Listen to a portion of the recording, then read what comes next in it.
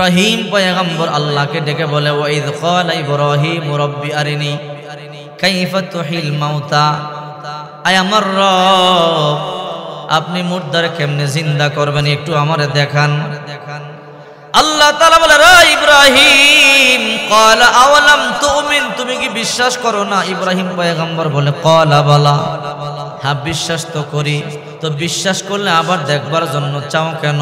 বলে ওয়ালাকিন লিয়াতমাইন্না কলবি, দেখলে অন্তরে বিশ্বাস আরো বাড়বে, অন্তর প্রশান্তি লাভ হবে। তো আল্লাহ বললেন ঠিক আছে যাও। ক্বালা ফাখুজ আরবাআতাম মিনাত তৈর, চারটা পাখি ধরো, চারটা পাখি ধরিয়া সুন্দর করিয়া পালো, এমন ভাবে পালবা, এমন ভাবে পোষ মানাইবা যেন ডাকলেই তোমার কাছে দৌড়াইয়া চলে আস।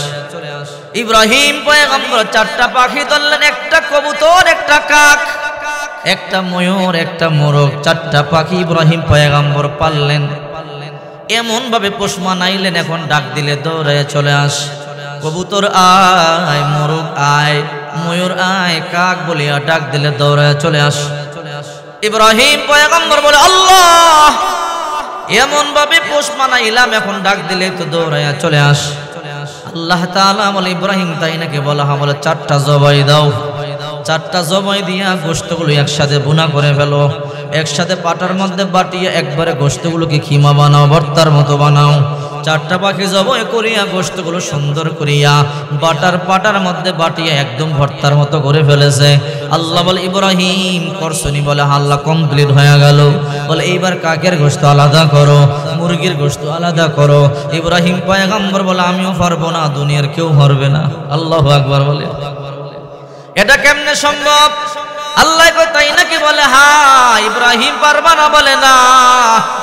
বলে তাহলে একটা কাজ করো। বলে কি কাজ? এই গোশতগুলোকে চারটা ভাগ করিয়া চারটা বড় বড় পাহাড়ের চূড়ার মধ্যে রাইখা চলে আস। ইব্রাহিম পয়গম্বর চারটা গোশতকে সুন্দর করিয়া গোশতগুলোকে চারটা ভাগ করিয়া চারটা পাহাড়ের চূড়ার মধ্যে রাখিয়া চলে আস।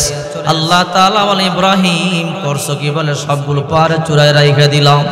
ইব্রাহিম তোমার কাক বলিয়া ডাক দাও, তোমার ময়ূর বলিয়া ডাক দাও, তোমার মোরগ বলিয়া ডাক দাও। ইব্রাহিম পয়গম্বর বলে রে কবুতর আয়, মোরগ আয়, বলতে দেরি আল্লাহ তাআলা ওই গোশতকে আবার ময়ূর মোরগ বানাইয়া ইব্রাহিম পয়গম্বরের কাছে পাঠাইতে দেরি করে না। আল্লাহু আকবার। अल्लाह अल्लाह क्या मुबारक नाम है, अल्लाह अल्लाह आशिकों का काम है। या इलाही मुझसे मुझको दूर कर, ताकि देखो मुझ में तुझको एक नजर। जन्नत दो ज़ख से या रब क्या करो, आरज़ू है मैं तुझे कहा करो। जिब्राइल बोले अल्लाह इब्राहिम नबी বিশ্বাস করবার পর যেই জন্য দেখতে চাইছে আমিও বিশ্বাস করবার পরে ওই জন্যই দেখতে চাইলাম। সুবহানাল্লাহ বলে আল্লাহ ৭০,০০০ বছর পর্যন্ত ৬০০ পাখা দিয়া আমি জিবরাইল উড়ে উড়ে তোমার ছোট জান্নাত জান্নাতুন নাঈমের কতটুকু আসলাম আর সামনে কতটুকু বাকি আছে। ও আল্লাহ দয়া করে মেহেরবানি করে আমারে বলিয়া দেন। আল্লাহ বলে রে জিবরাইল তোমার ৭০,০০০ পাখা দিয়া বিরতিহীন ভাবে আমার সবচেয়ে ছোট জান্নাত জান্নাতুন নাঈমে উড়ে উড়ে lakh crore crore million trillion trillion অগণিত পিলার আছে, তার মধ্যে মাত্র ২ নম্বর পিলারটায় এসেছো, আর সমস্ত পিলারগুলো সামনে বাকি রয়ে গেল। আল্লাহু আকবার। আতিনা ফি দারে উকব দারে দুনিয়া না হাসান, আতিনা ফি দারে উকবানা হাসান, ইয়া গিয়াসাল মুস্তাগীসিন আহদিনা লফতেখারা বিল উলুম ওয়াল গিনা। হর গরিনে দেনে তো তৈয়ার হয়, जो न मांगे उससे तू बेजार है। এই জন্য পয়গম্বর বলেন যে ব্যক্তি দৈনিক ৪০ জন মানুষকে সালাম দিবে, ওই দিন যদি ওই ব্যক্তি মারা যায় আল্লাহ পাক রব্বুল আলামিন তাকে জান্নাতের মেহমান বানায় দিবে। সুবহানাল্লাহ বলে আল্লাহর হাবিব সাল্লাল্লাহু আলাইহি ওয়াসাল্লাম যেদিন হিজরত করিয়া মক্কা থেকে মদিনায় যায়, আহারে জন্মভূমি সারি আল্লাহর পয়গম্বর মক্কা সারে মদিনায় যায়। যেই জায়গায় জন্মগ্রহণ করেছে, যেই আলো বাতাস আল্লাহর পয়গম্বর বড় হয়েছে, যে বালুকণা আল্লাহর পয়গম্বরের পায়ের সাথে স্পর্শ হয়েছে, যে মক্কার আলো বাতাস আল্লাহর পয়গম্বর বড় হয়েছে, যে কাবা বাইতুল্লাহ সামনে রাখি আল্লাহর পয়গম্বর সাজদা করেছে, যে বাইতুল্লাহ সামনে রাখি ইবাদত বন্দেগী করেছে, কোরআন তেলাওয়াত করেছে, ওই বাইতুল্লাহ সারিয়া বাবার ঘর সারিয়া, মায়ের ঘর সারিয়া, জন্মভূমি সারিয়া আল্লাহর পয়গম্বর মক্কা সারিয়া যেদিন মদিনায় যায়, ফালাম্মা হাজারান নবী মিন মক্কা ইলাল মদিনা ওয়া ইনতাফাতিন নবী ইলাইহা মাররাতান বাদা মাররা, আল্লাহর পয়গম্বর এক কদম মদিনায় যায় তো আরেক কদম লাফ দিয়ে বাইতুল্লাহর দিকে চলে আসে। কাবা ঘরে গিলাপটা দরিয়া, আল্লাহর নবী চোখের পানিগুলো সারিয়া কান্না করে বলে, বাইতুল্লাহ রে, মনের মধ্যে বড় আশা ছিল, স্বপ্ন ছিল, তোরে সামনে রেখে ইবাদত বন্দেগী করব, তোরে সামনে রেখে প্রভুর কুদরতি কদমে সাজদা দিব, কিন্তু তোর সন্তানদের জন্য পারলাম না রে বাইতুল্লাহ। ফাফাদাত আইনাহু বিদ্দুম, টপ টপ করে পয়গম্বরের চোখগুলো বায়া বায়া পানিগুলো পড়তেছিল। হযরতে রাসূলের সন্তান যায়েদ রাদিয়াল্লাহু তাআলা আনহু বলেন, আল্লাহ রাসূল সাল্লাল্লাহু আলাইহি ওয়াসাল্লাম চোখের পানিগুলো সারিয়া কান্না করে করে মক্কা সারিয়া মদিনায় যায়। 14 দিন 14 রাত পর্যন্ত আল্লাহর পয়গম্বর খাবার খায় নাই, শুধু পানি পান করিয়া মক্কা সারিয়া আল্লাহর পয়গম্বর পায়ে হাঁটিয়া হাঁটিয়া মদিনাতুল মুনাওয়ারায় গেল। মদিনা শরীফে যাওয়ার পরে আল্লাহর নবী হাতের আস্তিনটা খুলিয়া বলেন, ও মদিনাবাসী দেখো,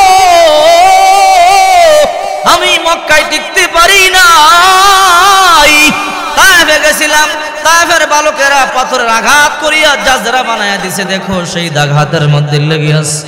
হে মদিনাবাসী দেখো, এই মক্কার মধ্যে আমার মা নাই, এই মক্কার মধ্যে আমার বাবা নাই, এই দুনিয়ার মধ্যে আমার দাদি নাই, আমার দাদি নাই।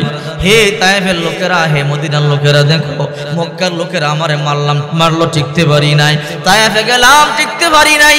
ও মদিনাবাসী, তোমাদের মদিনার মধ্যে আসলাম, তোমরা কি আমার কথা শুনবা না? তোমরাও আমারে মক্কাবাসী আর ওই যে তায়েফবাসীর মতো মারবা? মদিনার লোকেরা বলে, পয়গম্বর আপনি কি মনে করেছেন মক্কার লোকেরা আপনারে মেরেছে, তায়েফের লোকেরা আপনারে পাথর আঘাত করেছে? ও পয়গম্বর, আপনারে মারবো দূরের কথা, আমরা আপনার জন্য জীবনটা পর্যন্ত উৎসর্গ করে দিব। এবার আল্লাহর পয়গম্বর আশ্বস্ত হইল, মদিনার লোকেরা আমাকে আশ্রয় দিবে, ভালোবাসবে, আমার কথা মানবে। চিন্তা করে দেখেন, এমন অবস্থায় পয়গম্বর বড় ক্ষুধার্ত, কাপড় নাই, বস্ত্র নাই, বাসস্থান নাই, খাদ্য নাই, ঔষধ নাই। এরপর আল্লাহর পয়গম্বর বলে নাই আমারে খাদ্য দাও, আল্লাহর পয়গম্বর বলে নাই বাসস্থান দাও, আল্লাহর পয়গম্বর বলে নাই আমি ক্ষুধার্ত, খাদ্য দাও। ওই সময় বলে, ইয়া আইয়ুহান নাস, হে লোক সকল শোনো, যদি তোমরা 4টা কাজ করতে পারো মরতে দেরি হবে, জান্নাতের মধ্যে ঢুকতে দেরি হবে না। 4টা কাজ যদি তোমরা করতে পারো দুনিয়াতে সফল, পরকালেও সফল। এবার মদিনার লোকেরা বলে, পয়গম্বর 4টা কি কাজ? ইয়া আইয়ুহান নাস, হে লোক সকল, 1 নম্বর আফসুস সালাম, তোমরা একে অপরকে সালাম দাও। আল্লাহু আকবার। দেখছেন, ওই মুহূর্তে আল্লাহর পয়গম্বর বলে, সালাম দাও। যেই ঘরে যত বেশি সালাম আদান প্রদান হবে, হাদিসের মধ্যে আছে, ওই ঘরে তত বেশি শান্তি আসবে, ওই ঘরে কামাইতে বরকত হবে, ওই ঘর থেকে মুসিবত দূর হবে। যেই সমাজে যত বেশি সালামের আদান প্রদান হবে, ওই সমাজে শান্তি বর্ষিত হবে, ওই সমাজ থেকে আযাব গজব দূরীভূত হবে। যেই দেশে যত বেশি সালামের আদান প্রদান হবে, ওই দেশের মধ্যে আল্লাহ তত বেশি শান্তি আর রহমত বর্ষণ করবেন। সুবহানাল্লাহ। সালাম মানে শান্তি। আল্লাহর একটা নাম হলো সালাম। আরশে আজিমের সাথে সম্পর্ক, যে সালাম দেয় এবং যাকে দেয় দিতে দেরি আর সালাম গ্রহণ করতে দেরি, উভয়ের উপরে আল্লাহ পাক রব্বুল আলামিন আরশে আজিম থেকে 100 রহমত, শান্তি, প্রশান্তি নাজিল করতে দেরি করেন।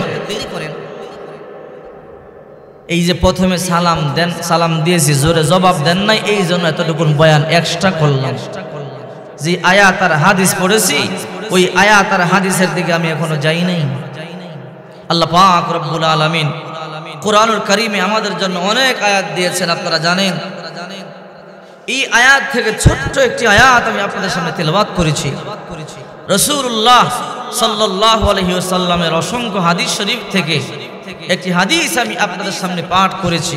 আল্লাহ পাক চাহে তো এর অনুকূলে অতি সংক্ষেপে অল্প কিছু আলোচনা করব, যদি আমার রব আমাকে তৌফিক দান করেন। সকলে বলি আমিন।